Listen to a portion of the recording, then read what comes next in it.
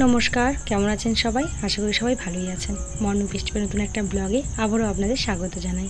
এটা হলো তারাপীঠের নেক্সট ডের ব্লগ। তো যাই হোক, সেটা একটু মাঝখানে দেরি হয়েছে, সেই জন্য শেয়ার করা হয়নি। তো এখন সকালবেলা চলে এসেছি সকালে ব্রেকফাস্টটা করে নিতে। সকালে দুটো লুচি খাবে বলেছিল, আমরাও সবাই বেরিয়ে লুচি, ঘুগনি আর এই একটা চাটনি এই দিয়ে সকালে টিফিনটা করে নেবো। গরম গরম লুচিগুলো ভেজে ভেজে দিচ্ছিল, রেডি করা ছিল না, তাই একটু আসতে দেরি হচ্ছিল।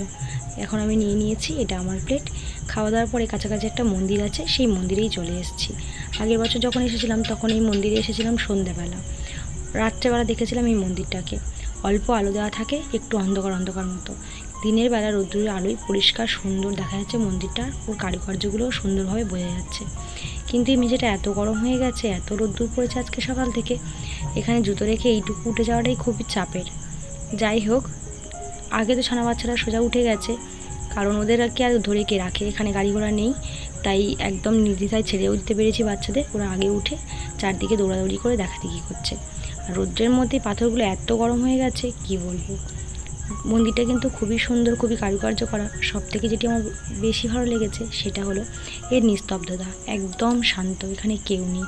যদি বাইরে থেকে কোনো দর্শনার্থী আসে তখনই একটু কথার আওয়াজ শোনা যায়, মন্দিরে কিন্তু কোনো রকম আওয়াজ কথাবার্তা কিছুই নেই।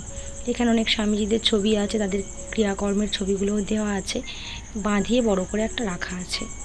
তারপরে এই যে এত সুন্দরের কাজগুলো, মানে দেয়াল বলুন আর পরিষ্কার পরিচ্ছন্ন, পুরনোও কিন্তু বেশ, একেবারে নতুন ঝাঁচকচকে কিন্তু না, তাও এত সুন্দর পরিষ্কার, নিট অ্যান্ড ক্লিন একদম বলতে পারেন। আর এই মেঝেটা তো খুবই সুন্দর।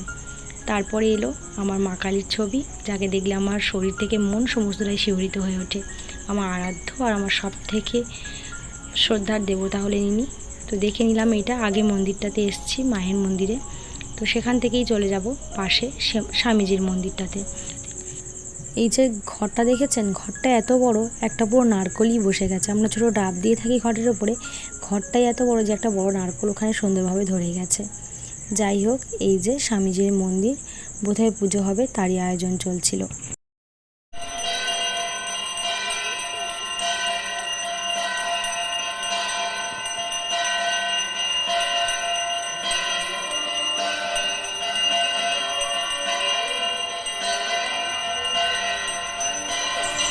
এখানে আমরা অনেকটা সময় কাটিয়েছিলাম, তার কারণ হলো আমাদের আজকে সকালে কোথাও যাওয়ার ছিল না, বিকেলের দিকে একটু সাইড সিনে যাওয়ার কথা ছিল। তো এই দেখুন, দুষ্টু আমাকে হাত ধরে টানতে টানতে কোথায় নিয়ে যাচ্ছে। এই হলো একটা শিবের মন্দির, এটাও বেশ সুন্দর করে সাজানো। তার আগেই দেখালাম রাধাকৃষ্ণের মন্দির, সেটাও খুব সুন্দর পরিপাটি। আর বললাম যেটা সব থেকে আমাকে বেশি আকর্ষণ করেছে এর নিস্তব্ধতা। এখানে বাচ্চারা একটু জোরে কথা বললেই যেন কত জোরে আওয়াজ শোনাচ্ছিল। আর যেটুকু সিঁড়ি দিয়ে উঠলাম ওটা ছিল ওপরে, নিচে আবার এই আন্ডারগ্রাউন্ড মতো করে মন্দির আছে। সেটা আমি আগের বছরের ব্লগটাতে শেয়ার করেছিলাম, যারা আপনারা আগের বছরের ব্লগ দেখেছেন তারা জানেন। এটা হলো নতুনদের জন্য, যারা নতুনরা দেখেননি তাদের জন্য এইটুকু। তাছাড়াও সবথেকে বড় কথা, এটা আমার নিজের বেশি ধরে রাখতে ভালো লেগেছে। আগেরবার এসেছিলাম রাত্রেবেলা, আর এখন দিনের বেলা, সেই সেতুটুকু আমার ধরা থাক। নিচে কিন্তু একেবারে কথা বলা বন্ধ, লিখেই দেওয়া আছে একেবারে কথা বলা যাবে না। সুন্দর করে মূর্তিগুলো এখানে আছে, লেখাও আছে কি মূর্তি। এটা যেমন কুম্ভ অবতার, ওটা ছিল আগেরটা ছিল মৎস্য অবতার, এইটাই সুন্দর করে কারুকার্য করা। এটা যেমন বরাহ, এই মূর্তিগুলো ছোটোবেলায় অনেক সময় পাঁজরে দেখেছি, বা কোনো কোনো জায়গায় মন্দিরেতেও দেখেছিলাম, মা বলে বলে দিত। আর এখন সেগুলো দেখে একটু একটু মনে পড়ে, মনে মনে ভাবতাম যে মা কত কিছু মনে রাখতো তখন। এখন এগুলো দেখি আর মনে করি মা এতদিনের জিনিস মনে ছিল, আমি আগের বছরে এসে এগুলো দেখে এবছর যেন ভুলে গেছি কোন দেবতার কী নাম। তারপর এদিকে কৃষ্ণের সমস্ত কিছু আছে, এদিকে আবার আচার্যদের ছবি, যেমন এখানে পদ্মপদাচার্য, তোটকাচার্য, তারপরে এই যে জগৎগুরু ব্রহ্মাচার্য, এই সব কিছু ছবিগুলোই এখানে দেওয়া আছে। প্রভু গদাধর, তারপর প্রভু শ্রীবাস, শ্রী চৈতন্য, নিত্যানন্দ, সব কিছুর ছবি এখানে সুন্দর করে রাখা আছে। আর একটা জিনিস রয়েছে, যেটা হলো অর্জুনের বিশ্বরূপ দর্শন। অর্জুনকে শ্রীকৃষ্ণ দেখিয়েছিলেন বিশ্বরূপ দর্শন, সেটা আপনারা অনেকেই জানেন, কৌশিক জানেনও না, তাই ওকে আমি বলছিলাম যেটা দেখতে পাচ্ছ কৃষ্ণের অনেক রকম রূপ, সব ঠাকুরকে এখানেই তুমি দেখতে পাবে। দেখো, অর্জুনকে দেখিয়েছিল যে এক ভগবান শ্রীকৃষ্ণ, তাকেই আরাধ্য করলে বা তাকেই পূজা করলে সমস্ত দেবদেবতার পূজা হয়ে যায়, দেব দেবী দেবতা মহিষাসুর সবারই পূজা হয়ে যায়। এদিকে আবার সমুদ্রগন্তম, এটা কিন্তু কৌশিকের জানা ছিল না, আমি ওকে এর গল্পগুলো একটু একটু করে বলছিলাম, ও কিন্তু হরণ করে দেখে চলে যাচ্ছিল, আমি আবার ডেকে ডেকে একটু করে বলছিলাম যেটুকু বলা যায়। শোনার ধৈর্য তো বেশি নেই, তাই যেটুকু বলতে পারি একটু একটু করে গল্পগুলো বলছিলাম। আর এগুলো তো সবাই জানে, কৃষ্ণের রাসলীলা এদিকটা পুরোটাই আছে কৃষ্ণের জীবনযাপনের সব কিছু। তো চলুন, আমাদের সমস্তটা প্রায় দেখা হয়ে গিয়েছে। মাঝখানে যেটা আছে সেটা হলো শ্রীকৃষ্ণ আর তার রাধা বা গোপিনীদের নিয়ে একটা দৃশ্য। যখন রাত্রেবেলা আসি তখন দেখেছিলাম লাইট জ্বলছিল, আর নিচেরটা এতটাই চকচকে, লাইটগুলো দিয়ে দেওয়া ছিল এমনভাবেই যেন জলের ওপরে সমস্তটাই আছে। সেটা কিন্তু ভারী সুন্দর ছিল, সেটা আর দেখাতে পারলাম না। তো এই যে সমস্তটাই দেখা হয়ে গেছে। সেই দেখুন, দেখেছেন কত সুন্দর। এটা হলো কৃষ্ণের বকাসুর বধ। তারপরে এখানে কৃষ্ণ তার খেলা সঙ্গীতের নিয়ে গরু চড়াচ্ছে, গান করছে, তারই একটা দৃশ্য এখানে রয়েছে। যাই হোক, এখানে আমরা কয়েকটা ছবি তুলে নিয়েছিলাম। ছবি তুলে এখানে মানা নয়, এখানকার প্রায় প্রত্যেকটা মন্দিরেই ছবি তোলা, ভিডিও করা সব বন্ধ আছে। কিন্তু এই যে মন্দিরটা, এখানে কিন্তু কোনো বিধিনিষেধ নেই, তাই নির্দ্বিধায় ভিডিও করেছি, শেয়ারও করেছি আপনাদের সাথে। এই যে বলছিলাম, এই জায়গাটা রাত্রেবেলা না লাইট দিলে এত সুন্দর দেখতে লাগে, মনে হয় এই গোলটা সুন্দরভাবে ঘুরছে। আর বাইরে চারধারি রকম বারান্দা আছে, যেটা আরও সুন্দর লেগেছে। কিন্তু এখানে একটা ছোট্ট গ্রিল দিয়ে আটকানো, ওইদিকে আর যাওয়া যাবে না। বাইরেটা এসে দেখছিলাম বাইরে থেকে কেমন দেখতে লাগে মন্দিরটা। আর দুষ্টুতে এখানে অবাধ বিচরণে ঘুরে বেড়াচ্ছে, এদিক সেদিক সব দিকেই যাচ্ছে। আর ওই যে দেখুন গেটটা, এখান থেকে সুন্দর স্পষ্ট দেখা যাচ্ছে। গেটটা কিন্তু একেবারে মন্দিরের আদলে করা। আর এই হলো শিবের মন্দির, একটা পাহাড় মতো জায়গা করে শিব ঠাকুর রাখা আছে। আগেবার যখন রাত্রেবেলা এসেছিলাম লাইট দেওয়া ছিল, আর ওপর থেকে জলের একটা ফোয়ারাও দেওয়া ছিল, দেখতে কিন্তু ভারী সুন্দর লাগছিল। এইদিকে আছে একটা বাগান, আম গাছ, কাঁঠাল গাছ, বাতাবি লেবুর গাছ, সব ধরনের গাছই প্রায় রয়েছে। এইসব দেখতে দেখতে অনেকটা বেলা হয়ে গেছিলো। তারপর রুমে এসে একটু ফ্রেশ হয়ে নিয়ে এখন চলে এসেছি দুপুরে খাওয়া দাওয়াটা করতে। বেশি বেলা হয়নি, 1:30 মতো বাজে। খিদে কিন্তু খুব একটা পাইনি, তাও খাওয়াটা টাইমে সেরে নিতে হবে, কারণ বিকেলে বেরোনোর আছে। ওই 4টের দিকে টাইম দেওয়া হয়েছে, টোটো বলা হয়েছে, একটা টোটোতেই আমার সবার হয়ে যাবে। আমরা সবাই মিলে বিকেলের দিকে ঘুরতে বেরিয়ে যাব।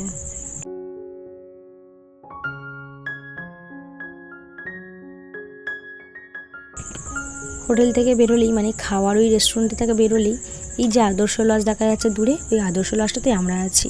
মাঝখানে দুটো রাস্তা টপকালেই হয়ে যাবে।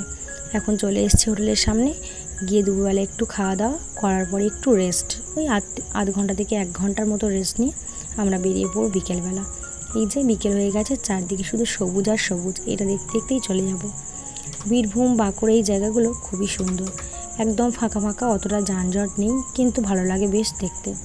দেখতে দেখতেই চলে এসেছি প্রায়। এক এক করে একটা মন্দির যাব। প্রথমেই সেই ডুবন্ত মন্দির, যেটা পুকুরের মধ্যে মন্দিরটা ডোবানো আছে, তার শুধু চূড়াটা একটু দেখা যায়। আগেরবারে আমরা তো এসেছিলাম, তো এবারে সেই মন্দিরটা যাব। সব কিছুই দেখা, তো বাচ্চারা কি আর রুমের মধ্যে এসে বেড়াতে এসে বসে থাকতে চাই বলুন? তাই ওদের জন্য, আর আমাদেরও ভালো লাগে একটু ঘোরাঘুরি করতে, তাই জন্যই বেরিয়ে পড়া। এই যে চলে এসেছি ডুবো মন্দির, এখানে প্রণাম করে ফিরে যাবো। এখানে একটা মজার ঘটনা ঘটেছিল, দুষ্টু এখানে আমার উপর কিন্তু প্রচণ্ডই রেগে গেছিল।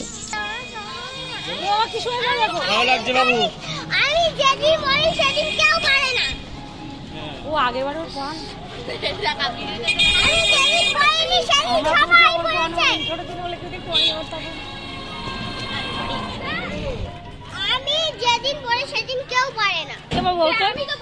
কৃষ্ণ ঠাকুরের মধ্যে দেখতে লাগে, তুই ধরা করিস, হাসি হাসি মুখ করছি, পেটে দেখতে লাগে যাবে। তুই নিজেকে দেখছো না?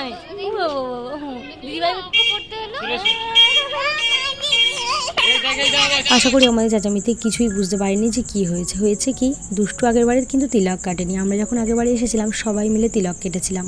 তিলকটা ইচ্ছে করে কাটিনি, একটা বয়স্ক মানুষ এসে কাটিয়ে দিয়েছিলেন কিছুমাত্র পয়সা নেওয়ার জন্য, আর না নিলে তোরা কাটবেন না, তাই কৌশিক আমাকে জোর করেই কাটতে বলেছিল। দুষ্টু কিন্তু আগের বারে কাটেনি, তো এবারে দুষ্টু আগে গিয়েই বলেছে আমাকে দিয়ে দাও, তো দুষ্টুকে দিয়ে দিয়েছে, কিন্তু আমরা আর করিনি, তাই বাচ্চারই রাগ করেছে। এটা হলো নিতাই বাড়ি, এখানে তো ফোন একদমই অ্যালাউ না, ফোনটাকে ওদের স্টোরে রেখে যেতে হবে, না হলে নিজের বাড়ির লোকের কাছে রেখে যেতে হবে। তো কৌশিক একেবারে এসেছিলো, তাই ও আর যায়নি, আমাদের সমস্ত ফোন ওর কাছে রেখে আমরা সবাই গিয়েছিলাম। সেখান থেকে ঘুরে চলে এসেছি ইস্কনের মন্দির। আর ওই যে নিতাই বাড়িতে না একটা পুকুর আছে, পুকুরে এত বড় বড় মাছ এসে খেলা করে, মানে এত ভালো লাগে এটা দেখতে। আর যদি আপনি মুড়ি বা কোনো খাবার নিয়ে যান, ফেলে দেন, তাহলে তো আর দেখতেই হবে না কত যে মাছ এসে খেলা করবে। আর এই যে ইস্কনের মন্দির, এখানেও ফোন অ্যালাউ না, ফোনটা হাতে রাখতে পারবেন, ভেতরে নিয়ে যাওয়া যাবে, কিন্তু বের করে কোনো ফটো বা ভিডিও করা যাবে না। যাই হোক, দুষ্টুকে হাত ধরে নিয়ে সেটাও দেখার পরে জগন্নাথ দেবের মন্দির দেখে ফিরে এসেছি। আর যাওয়ার সময় না এই কাশফুল গাছগুলো দেখে যাওয়া হয়েছিল। সোনামি আর অমৃতার বায়না ছিল এই ফুল তুলে দিতে হবে, তো ফেরার সময় টোটোটা দাঁড়িয়েছিল, টোটোর দাদা আর কৌশিক দুজনে মিলে কাশফুল কতকগুলো তুলেছিল সোনামের বাচ্চাগুলোর জন্য। তারপরে সেখান থেকে এসে আমরা আর হোটেল যাইনি, চলে এসেছিলাম মায়ের মন্দিরে। আগের ব্লগে তো বলেছিলাম পুজো দেওয়াটা খুব একটা ভালো হয়নি, তাই আজকে আমার মন্দির দর্শন করা আর ঠাকুর দর্শন করার ইচ্ছে ছিল চূড়ান্ত, কিন্তু বিশেষ কারণের জন্য সেটা আর হয়ে ওঠেনি, প্রচণ্ড ভিড় ছিল। তাই রাত্রেবেলা খাবার খেয়ে নিয়েছিলাম, আজকে রাতে ডিনারও ছিল রুটি আর মাংস কষা। তারপর পরের দিন সকালে, আগের ব্লগটা তো শেষ করা হয়নি ওই দিন, তাই এখন বাজে সকাল 6টার মতো, কৌশিক আর আমি দুজনে চলে এসেছি দুই মেয়েকে রুমে রেখে আমরা সকাল সকাল একটু পুজো দিয়ে নেব। যাই হোক, আজকে পুজো দিয়েছি মন শান্তি করে, মায়ের দর্শনও পেয়েছি। তারপর এবার আমাদের ফেরার পালা। এখন বাজে 12টা মতো, দুপুরে খাওয়া দাওয়াটা সেরে নিয়ে তারাপীঠকে আবারও বিদায় জানিয়ে ফিরে যাব আমরা বাড়ি। টোটো নিয়ে নেওয়া হয়েছে একটা, স্টেশন পৌঁছে দেবে, তারপরে রামপুরহাট স্টেশন থেকে সোজা যাব শিয়ালদা, শিয়ালদা থেকে বাড়ি। যাই হোক, আজ ব্লগটা এখানেই শেষ করছি, দেখা হবে নতুন কোনো ব্লগে আপনাদের সাথে। সবাই সুস্থ থাকবেন, ভালো থাকবেন আর অবশ্যই সাবধানে থাকবেন। ভিডিও কেমন লাগলো কমেন্ট করে জানাবেন, ভালো লাগলে লাইক করে দেবেন। দেখা হচ্ছে নেক্সট কোনো ব্লগে।